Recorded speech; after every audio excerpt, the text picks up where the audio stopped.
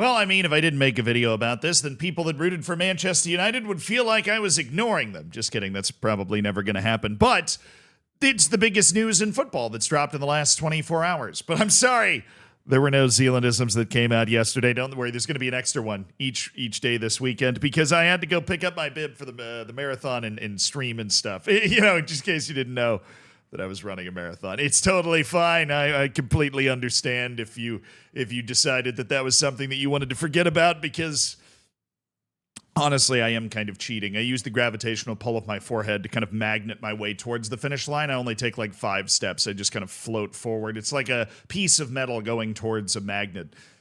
Science. But yeah, I am running the marathon on Sunday. Going to be a lot of fun. You'll be watching Zealandisms while that happens. If you want to follow me on the New York Marathon app, you can. You literally can just download it and get the tracking thing and then type the name Zealand Shannon into the tracking thing. And you will be able to keep track of how fast, but more likely how slow I am running it. And, while you're doing that, Manchester United has a new head coach. That happened. And it's the head coach that, I'm kind of on the line here. It's the head coach that I said was going to be the best hire. This is the head coach that I looked you guys dead in your eye sockets and the windows to your soul and said if Manchester United made its best possible hire that, was like in the realm of possibility, it would be Ruben Amorim. And they've gone and gotten him. Now, no. This is, unfortunately, not to dredge up any painful old memories for Manchester United fans, this is a very similar hire to the one that they just went through, Erik ten Hag.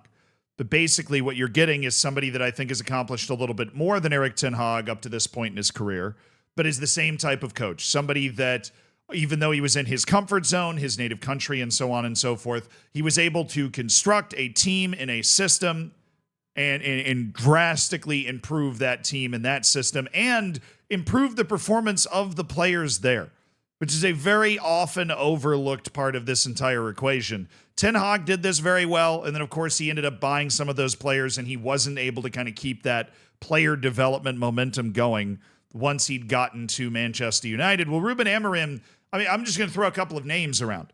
Victor Gyökeres, all right?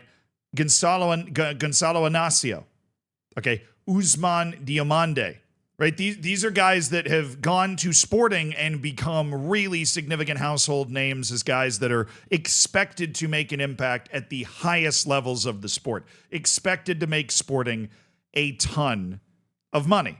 And guys that when they arrived under Ruben Amorim's care, and those are just a few examples, there are other guys on that team as well, that when they arrived on Ruben Amorim's team were not thought of in that way. Maybe Gyökeres probably at the highest level there, but they were not, he has taken them to the next level. And that is a particularly important thing considering that Manchester United's new approach, I believe at least based off the transfer window they just had in the summer, is going to be using younger players like Lenny Yoro, right? Those types of guys that you're able to bring in and then you can hopefully mold and get more out of.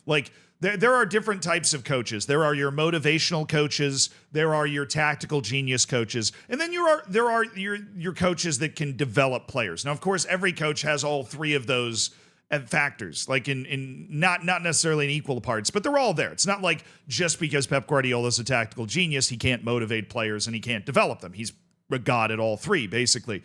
But Ruben Amorim is somebody that has demonstrated a particular propensity for developing players, for literally teaching them what they can do in order to be better when they go on the field. I think those types of coaches are awesome, right? And I think it is exactly the type of coach that Manchester United needs to merge with their new strategy. But why is everybody glazing Ruben Amorim so hard? Why is everybody else and me sitting here going, oh, this is a great deal. Why is that happening? All right. The reason that is happening is because before Ruben Amorim got to Sporting, as much as Sporting is considered one of the big clubs in Portugal, they had not won the Portuguese league in 20 years.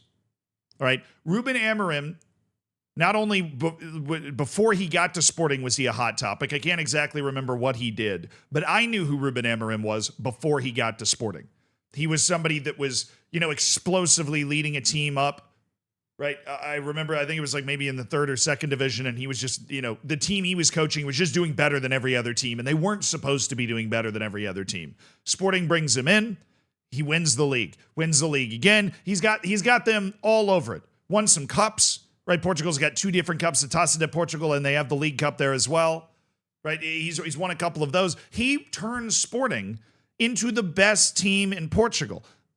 The 20 years before Ruben Amorim got there, it was Benfica and it was Porto, right? That 20-year period included like the Jose Mourinho Porto team that went and won the Champions League. These were very, very good teams. They still are, right? Porto's slowed down a little bit more, I think, than Benfica has, at least when you look at the league standings recently. But he made Sporting the best team in Portugal, the one that's exporting the top talent. Bruno Fernandes was not part of that, by the way. If your brain's jumping to, well, did he coach Bruno? No, he didn't coach Bruno. Bruno left right before Ruben Amorim got there. But the accomplishments of Ruben Amorim at Sporting are nothing to sneeze at. He is the crown jewel of the managerial job market, because Xabi Alonso is going to go to Real Madrid. After that, it was Ruben Amorim, right? Uli Hoeneß, the guy at Stuttgart's another fantastic option. But I think Ruben Amorim, it's proven out over a bit longer with Ruben Amorim in those multiple spots. Ruben Amorim's the guy I would have wanted. He's the guy I would have wanted. This combined with the summer that Manchester United had has me changing my tone against in regards to Man U. Okay. I think Manchester United is setting itself up for success here. I do. I think Manchester United has turned a corner. I'm not trying to hype you up, right? If you're a Manchester United fan and all you do is you've tuned into this channel and got nothing but just get hammered and made fun of and hammered and made fun of. That was fun. That was fun while it lasted. But I am a man of honor. I am a man of justice and understanding. I try not to get too stuck in any one lane. And over the last 3 or 4 months, Manchester United has done things that at least seem from the outside to make a lot of sense. Down to firing Sir Alex Ferguson, who is apparently getting paid a couple £1 million a year to be Alex Ferguson, right? Which, stuff that he's going to do anyways, right? And obviously they made a lot of people redundant, and that sucks, right? But at the same time, if you're running these clubs, money's not free, and all these clubs seem to be losing money perpetually, and they're always on the edge of death when it comes to FFP. I mean, just ask Chelsea how that whole experience is going, right? Everybody running these clubs, Leeds United and so on and so forth, is always pushing the envelope in new and creative and potentially painful ways. And so as much as I hate the idea of people losing their jobs, when it comes to if you want to balance the books and have a financially healthy club, you can't have everybody keep their job and do that. Obviously, you'd love to walk in and cut, somebody's wage by half, right? But that's a lot harder to do, right? Those sorts of errors when it comes to massive wages given to guys that don't contribute much take a lot longer to undo. Because I know that's always the number one clapback when you talk about, they fired these 5 guys and that pays Rashford's wage for 2 weeks. And it's yeah, basically that's the math that goes into this. And if any of these guys were playing in the Premier League at 17, like the people that got fired, then maybe they'd be making 300. Well, what is he making a week? It's 300 something thousand a week. Can you imagine? I'm going to get distracted. We'll come back to that later. Manchester United's doing some of the right things here. They really are. Man U is doing some of the right things. Will it create results? I don't know. I feel like we're all at this point numb to how bad Manchester United has been. 14th in the Premier League, can't get a win in Europe, right? Drawing against teams from Turkey, FC Twente, right? From the Netherlands, not even one of the, not PSV, not Ajax, right? Not Feyenoord, Twente. Twente's obviously not bad, right? But it's a different level of club, at least in terms of historic prestige and size and those sorts of things. And that makes it, even more impressive that Manchester United, a club with all of its gravitas and kind of institutional power, is unable to win those sorts of matches. But we became numb to that over time. Ruben Amorim has his work cut out for him.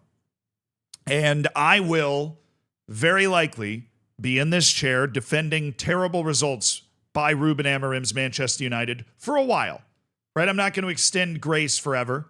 But I recall, I believe this was in 2021, when Arsenal was getting spanked. And I said, I think Arsenal's going to win the league in the next 5 years. Like, they've got this young core of guys. They're together. I think there's quality in this young core. And if they just play and take their lumps for a couple of years with the right vision and the right patience, they could get somewhere. I think Manchester United is a little earlier in that process.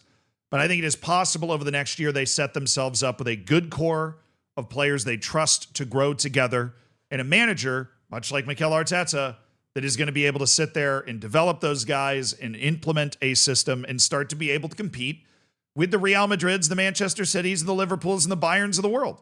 Because that's, I know Arsenal hasn't won a trophy, but that's what they're doing, right? They're capable of competing against those teams, right? And that is where Manchester United, first step is to get there. And the second step at Manchester United is to try and be the biggest club in the world again. It's going to take them a lot longer to get back to that point. Right? It's very clear that it takes years and years to remake your club. We're seeing that at Chelsea right now, and they're starting to make their way back up. We saw that with Arsenal go through this entire large process where it fell apart, and they had to kind of put everything back together. Right? Tottenham is attempting to go through that process right now without too many growing pains. Right? But it takes a couple of years to build yourself up to where you're able to compete for a title. And Ruben Amorim, just like Erik ten Hag, I believe is going to be given those couple of years, and the pieces are in place, at least right now, for that to actually be a good decision. Just trust me when I tell you, this dude is good. He is very good. He's been good at multiple clubs, and all you need to know is the Sporting fans are really upset. They come on stream and tell me about it. They're very upset that he's leaving. That tells you a lot. Obviously.